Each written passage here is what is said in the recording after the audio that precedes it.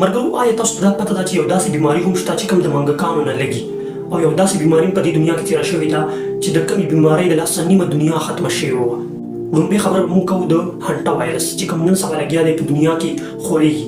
دا بیماري چې کومه ده دا د منګکانو نه لګي. تصور وکړه چې یوه بنده کمره ده چې کومه د میاشتو نه بنده ده او په هغې کمره کې د منګکانو فضله پرته ده، یعنې د منګکانو غول متیازې پکې پرتې دي.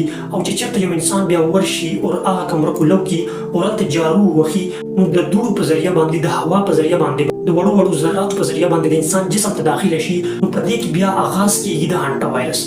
یعنی همدغه شان بیا دغه انسان ته دا وایرس لګي چې کوم ته ساینسدانان هانټا وایرس وایي او دا بیماري لګیا ده په دې ټیم کې په غونډه دنیا کې خورېږي.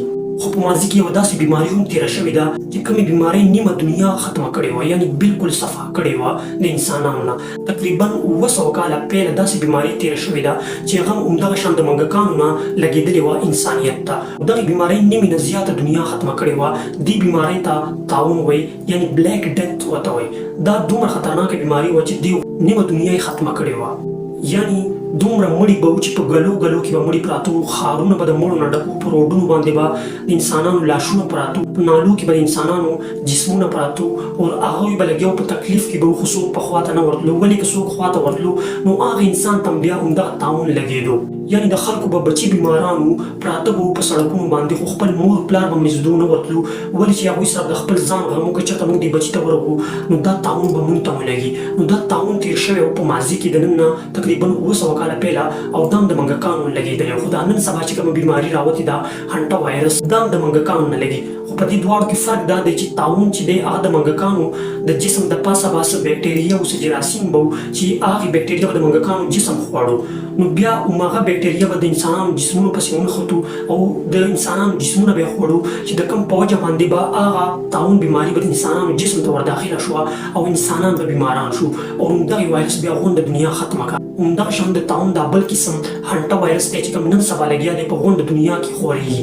دا وایرس هم د منګکانو نه لګي، خو فرق دا دی چې دا هانټا وایرس د منګکانو د فضلې نه لګي، یعنې د منګکانو د غولو متیازو نه لګي، د منګکانو د ګندګۍ نه دا وایرس لګي انسانانو ته او دا د هوا په ذریعه باندې د انسانانو جسمونو ته داخلېږي. د کښتۍ واقعه به تاسو اورېدلې وي چې څه خلک روان په کښتۍ کې، هغوی ته دا بیماري لګېدلې وه. هماغې د کښتو والا خلکو نه دا بیماري لګیا ده خورېږي. په غونډه دنیا کې دا لګیا ده، دا بیماري خورېږي. تر اوسه پورې ساینسدانانو ډاکټرانو د دې هانټا وایرس علاج نه دی دریافت کړی. د غونډې دنیا ډاکټران لګیا دي په سوچ او فکر کې دي، ډېر خوفزده دي چې د دې بیمارۍ ویکسین چېرته تیار کړو، چېرته د دې علاج تیار کړو.